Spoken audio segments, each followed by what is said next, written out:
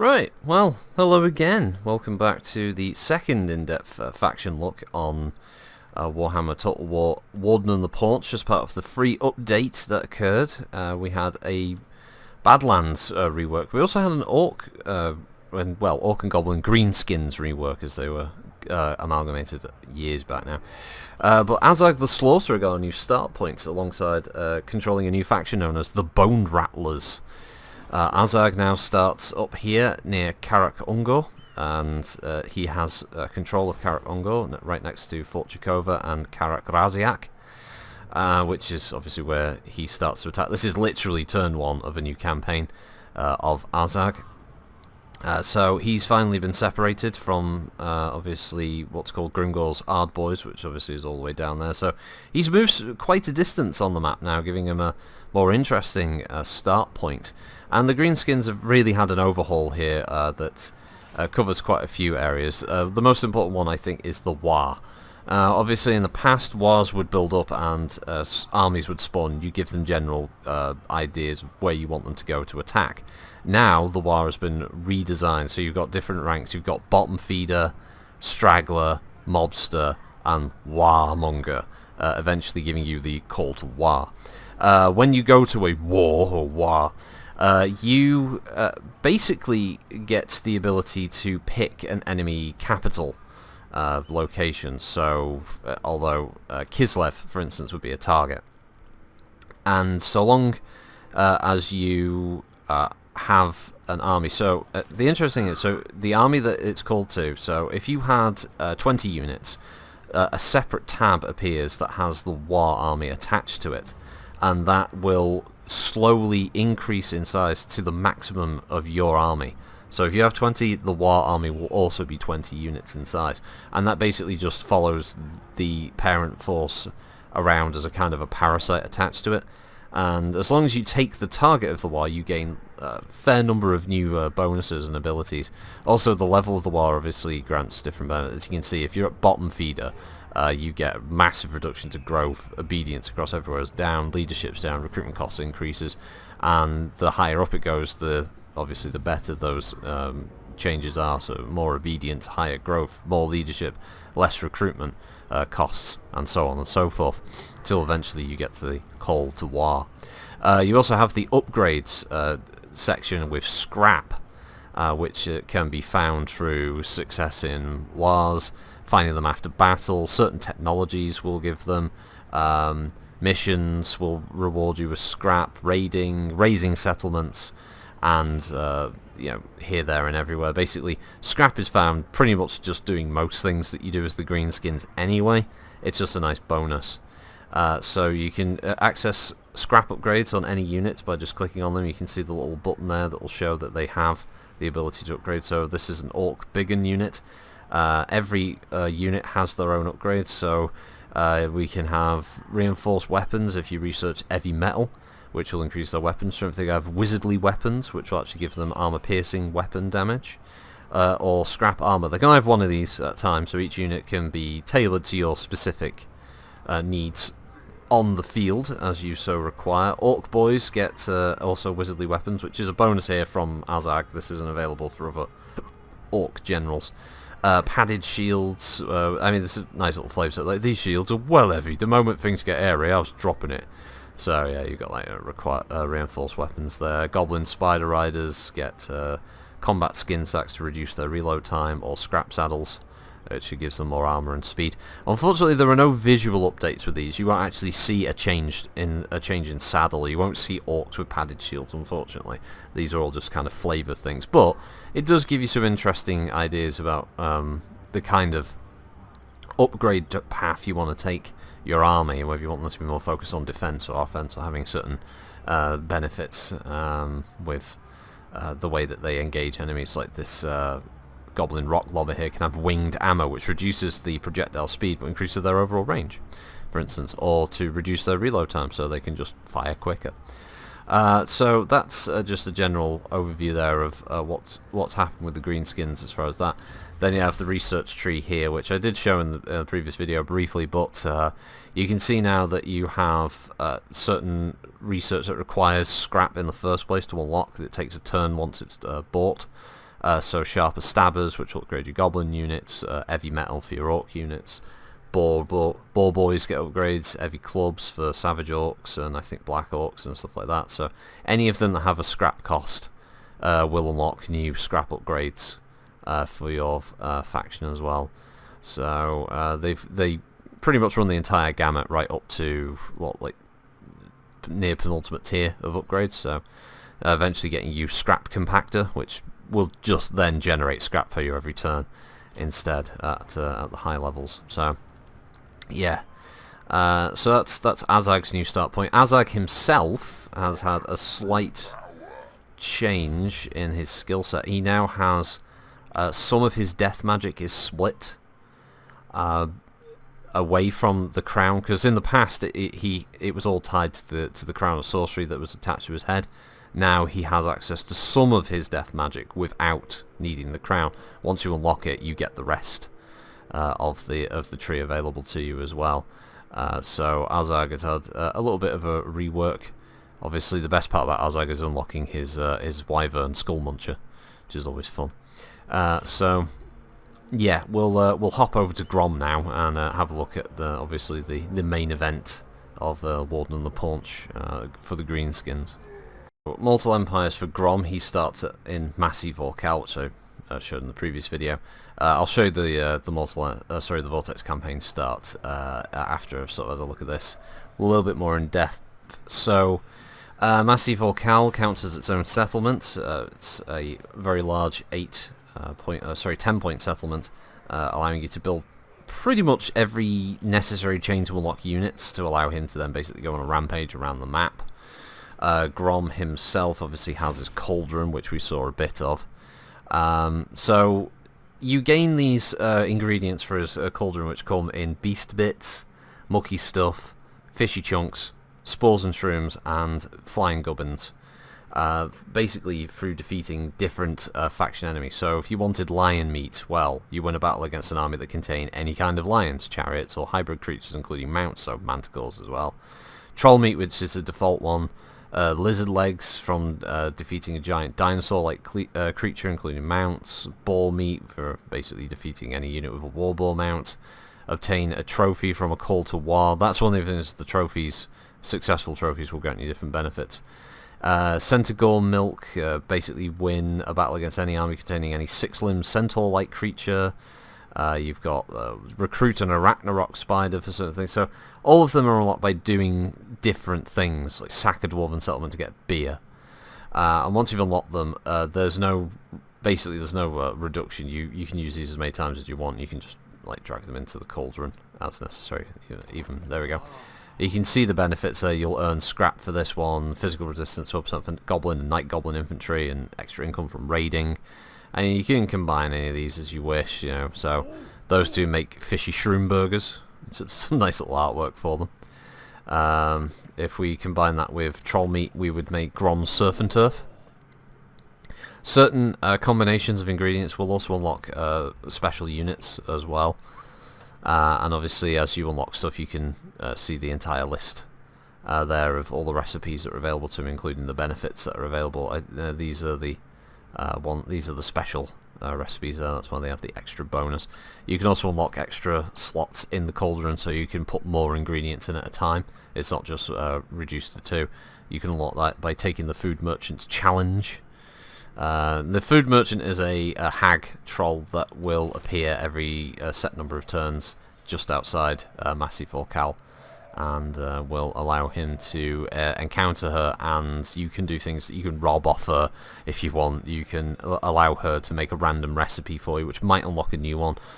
You can accept her challenge, which will unlock more parts of the cauldron, or you can, I believe you can buy an ingredient off her as well, which will unlock a random ingredient on the list, so you don't have to run around the entire map attacking everybody. But it helps. It does help with Grom. Now, if you're, as you saw earlier in the other day in the high elf video for Eltharion, Grom doesn't start here on Mortal Empires. He starts way off in the Badlands, down by the Misty Mountains location over here normally. So his start position is very different when you play as him. This is basically to give you the opportunity to almost immediately jump across the sea and just start attacking Tory Vress, as is part of his narrative of his objectives. A short campaign victory essentially being kill Vress as a faction, raid a shitload of places, and basically have a bunch of units in your army from this rather generous list. That's your short campaign victory. With his longer one obviously focusing on getting rid of the Empire, Bretonia, Etienne, Vress, even more raiding, have more of the units in your army, and control a bunch of other locations through allies or through basically killamajigging every single one of them, stomp them into the ground. We'll have a look at his units after having a quick look at his Vortex campaign start, so let's just get over to the old Vorty then, yeah? Vortex start for Grom is also very different. He starts snuggled up right against the edge of the map here in the bottom right, just near the Bitter Sea, in control of Karag Orud, or Orud. He obviously has his starting army there of a few gobbos with his Stone River and Snotling Pumpwagon Spikey Rollers, and the access to the Fishy Tiddle Muncher River Hag Troll. She's awesome. So yeah, you've got a nice sort of, again, pressed, safe start point. You can't really be attacked from the north, compared to, very similar to Eltharion, who has a nice sort of corner point to start from. Got a few nice areas of expansion available to him. Grom's pretty much got the same. He can choose to go in any direction, but he's relatively protected since enemies can only come at him from one direction, really. I don't believe there are any specific elements to his campaign outside of Tory Vress's Grom is coming in 150 days, other than he has the Warden in the Mist. So basically you have to discover 12 recipes from his cauldron to be able to finally siege Tory Vress. That's the idea. So you've got a little bit more leeway with how Grom's sort of playthrough works.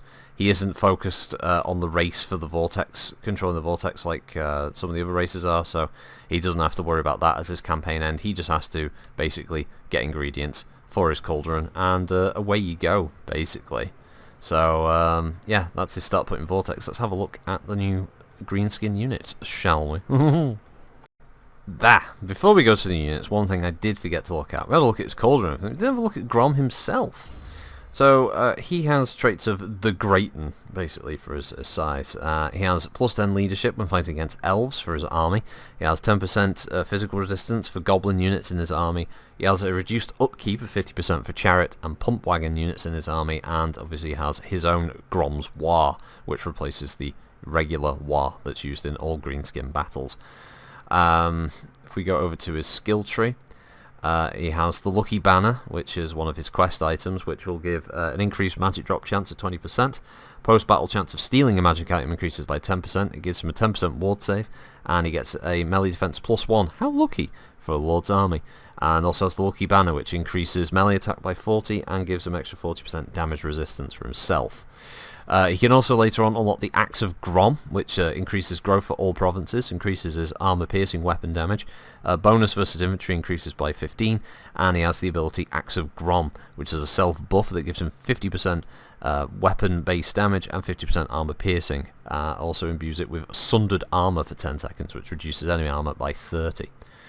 Obviously he has things like Tunnel Boss, Bellower, for his aura size, Dodgy Geezer so he can have more missile resistance, and his unique one I like is the Goblin Tide, which is 15 armor for goblin units and +6 goblin unit attack. I don't know if that is unique to him, but I just like Goblin Tide instead of Vermin Tide. His Great Immensity, however, is definitely unique to him. This increases his aura size by 75% and gives him an extra 9 leadership for goblin units in his army. He also gets Culinary Curmudgeon, which increases the growth of all provinces by 15 and increases his replenishment rate for his army by 5%. As Gargantuan Glutton, it increases his hit points by a further 8% and his physical resistance by the same. Chariot Racers, which unlocks extra armor for chariots and pump wagon units, 12% speed increase for those units in his army, and also gives him the attribute Perfect Vigor for chariots and pump wagons again in his army. He also has Boisterous Shakedown, which increases his magic item drop chance by 15% and increases the settlement income from sacking them and post-battle loot of 20%. Eventually he also gets Roll 'em Over, which causes Rattled effect, reducing combat ability, and it gives an extra 50% charge bonus. And then down to size, where bonus versus large for goblin units increases by 10, and as does their melee attack by 6. And eventually Coming Back reduces enemy leadership by 7 for elven units in the local area, and actually reduces his wound time. Other than that, he has his Blade Master skill tree, which is obviously nothing unique there. Foe Seeker, hard to hit, indomitable, all those good ones. And then obviously he has certain things that obviously you want to focus basically on Inspiring Presence and his Great Immensity once you can unlock them at rank 12. Those two trees will be really good for increasing all of his goblin units, and it's nice to have him have a focus obviously on increasing goblin units and their capabilities, since you've obviously got Grimgore specifically focused around making orcs the bestest and the hardest. Grom obviously makes Gobbos the smartest and the sneakiest. So increasing to Gobbos, Riders, which increases all of his melee cavalry. He does obviously have bonuses for orcs, and he can recruit them. But why would you want to recruit orcs when you can have the Gobbos? There's his unique skill there, Language of the Boys, which he had earlier, which I'll show a bit later. Than the Great Un is here, which is Grom's veritable symbol of greatness, his prodigious size rivaling even the greatest orcs, which increases his leadership, his base weapon damage, and his melee attack. So yeah, it's some interesting little choices there that go with his skill tree. So I'm starting to lose my voice doing all these things. I've been trying to do a bunch of them up in one go. So you can see he also has a Starving Gobbo. This increases as he cooks recipes. So he starts with 5% bonus hit points, then it goes up to 8% and increases hero capacity. So basically each one increases his hit points by a certain percentage and grants more benefits. Once you've cooked every recipe, he becomes King Grom. 12% bonus hit points, 8 leadership for goblin units in his army, plus 2 hero capacity for goblin big bosses, and perfect vigor as an attribute. So pretty effective. So yeah, we'll hop over to the new Greenskin units now, and we'll have a look-see at those. Right, so here's the new units in action. Well, not in action, but just stood there waiting for a battle to start. This is Grom. You can see there he is. Bit of food there provided to him by his goblin cohort. He is a armoured anti-infantry unit with regeneration. Allows him to heal in battle, obviously. He has De Greaton's Ear ability, which increases his leadership, his base weapon damage, and his melee attack. He also has Language of the Boys, which increases his melee, leadership, and immune to psychology. Regeneration there, and courage, and 15% missile resistance makes him pretty useful. He is a great, obviously, hand-to-hand combatant, and his chariot gives him a nice charge bonus. Moving over, we've got the new pump wagons for the Greenskins. This is the standard pump wagon, well, Snotling pump wagon units, which count as armor-piercing anti-infantry, and they're expendable. Basically, if they witness friendly units die, it doesn't reduce other unit leadership, less they're themselves expendable. They have Pommard Lads as an ability, which will basically increase their ability to knock enemies back while effective during their charge. As you can see, they look kind of sickly, really, the Snotlings. They have a lot of little like pustules and stuff on them. I don't think they've been eating too many of those shrooms. The upgraded versions are the Flappers, which pretty much have the same kind of bonuses, except they have Strider, so they are not slowed down by different terrain that they encounter as they roll across the field. And finally have the most effective versions, the Spiky Rollers upgrades, which, as you can see outside of their blades and nasty spinning wheels, they have Armor Sundering. Now, this is a new ability that was visually anyway. When they hit units, there's like a kind of yellow flash with smoke effect, I guess to represent them crashing in to enemy units. They cause fear as well, which makes them pretty useful when they smash into weaker generic infantry. This is the new hero unit. You got the River Troll Hag with her bag of or net of dead things there, which she's slammed on the floor. Lots of horrible shit inside that. She's obviously a hybrid. It says she's a wizard, but she's basically a hybrid spellcaster. Being a troll, she's relatively effective in hand-to-hand combat, as well as being able to cast a death magic. She has slimy shanks, which basically allow her to negate numerous attacks against her. She's aquatic, where she can move through shallow water very easily. She has a whole raft of different bonuses. Most of them are death magic spells, but she has troll regeneration, she can hide in forests, she has encourage, causes fear, she's a good siege attacker, and she's naturally resistant to missiles for 15%. Effective spellcaster and frontline combatant. Another unit including the stone trolls, which are available from Stone Troll Quarry.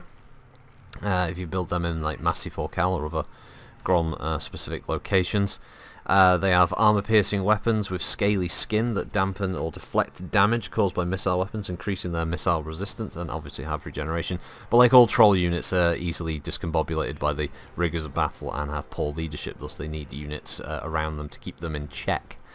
Other than that, they also have magic resistance of 25%, missile resistance of 30%. River Trolls are another troll unit that was added. They have slimy shanks, which give them numerous benefits, but basically more damage reduction. They have regeneration and aquatic, similar to the River Troll Hag. They are also a siege attacker that calls fear, can hide in forests, and they also have overwhelming odour, which is a constant area of effect hex that reduces the melee attack of any unit they're engaged with. The final unit that was added for all orcs is the Rogue Idol. These things are amazingly cool looking, basically magical chunks of rock imbued with the power of Gork, or Mork, and can basically kick the crap out of most units that engages in hand-to-hand combat. They're armor-piercing anti-infantry but cumbersome, they're slower than average, and of course they cause terror. And as you can see there, he can and will lift his head off to have a better look around the battlefield. Very smart use of his head there. Has missile resistance, it's obviously a siege attacker that causes fear and terror. Has the Spirit of Gork, or Mork, which gives it a leadership bonus. It has Rubble and Ruin, where it can bombard the area around it. It has numerous levels of this, and it's depending on the state of its hit points at the time. One of the problems is that the unit, I believe there's a summoned version of this that will slowly reduce in hit points as the battle continues, so eventually just crumbling apart as the magic that keeps it going wears off. Now, there are other units that are available as part of a war. If you get the war rank up, and depending on where you are on the map, you might get some of these units in your faction. These are armoured squig hoppers, as you can see. They have armour plating across the face of the squigs, which a little bit of chainmail there, a little bit of armour plating on the legs. These are armoured, armour-piercing melee anti-infantry combatants with poisonous attacks due to their night goblins that are riding them. They're immune to psychology with vanguard deployment and can hide in forests. They're rather interesting little beggars. You also have lava spider rider archers. Now these are obviously more in fitting with the new lava arachnarok spider that was added. These have armor piercing and also have poisonous attacks. They're also naturally fire resistant, being they're lava spiders, with vanguard deployment, hide in forests, strider, and fire on the move. I'm not quite sure how these goblins, they must have toasty rectums, that's all I'm saying. We also have over here the Super Squig, which is basically a living bomb. It's similar to the Vampire Coast and their Bloated Corpse ability unit, that you just send them forward, they explode, they cause a lot of damage. 100% miscast chance, of course. It's constant explosive duration and happens in melee. Obviously they're immune to psychology. You just send the little bugger off and watch the chaos he causes. Over here we also have Spider Hatchlings, which are another unit type that you can find available in your war. They are able to hide in forests, they have strider and are expendable as well, and look frankly quite disgusting, to be honest. They also have several giant beasts, including a feral wyvern, which can appear in your faction. Obviously wyverns are some of the more deadly creatures of the old world. Very, very powerful, armor-piercing melee attacks, very fast, cause terror, and have scaly skin for increased missile resistance, 25% in total. They can also go on a rampage when they get hurt, similar to certain Lizardman units. The Orcs can also get themselves a feral Hydra as part of their army as well, not just the Dark Elves these days. The Hydra obviously have fiery breath, cause terror, have regeneration and scaly skin as well. Obviously, very, very difficult unit to put down, and can also go on a rampage if it gets wounded. And finally, we have the Lava Arachnarok Spider. So you have the Lava Spider Riders, you have the Lava Arachnarok version. It's a nice reskin of it. Again, not quite sure how this wooden contraption isn't just on fire, but yeah, it's basically a Arachnarok that has a huge fire resistance capability. It also has the Thermal Thorax, which is a direct damage area of effect attack that causes damage to multiple combatants in a 30-meter range. They also have Arachnaruption, which is a bombardment ability, so they can basically fire lava out of its rear. Or its front, I can't remember. Either way, it comes out of an orifice, and it ain't pretty. So yeah, that's the new Greenskin units. All fairly impressive. It's a nice expansion to the Greenskin roster.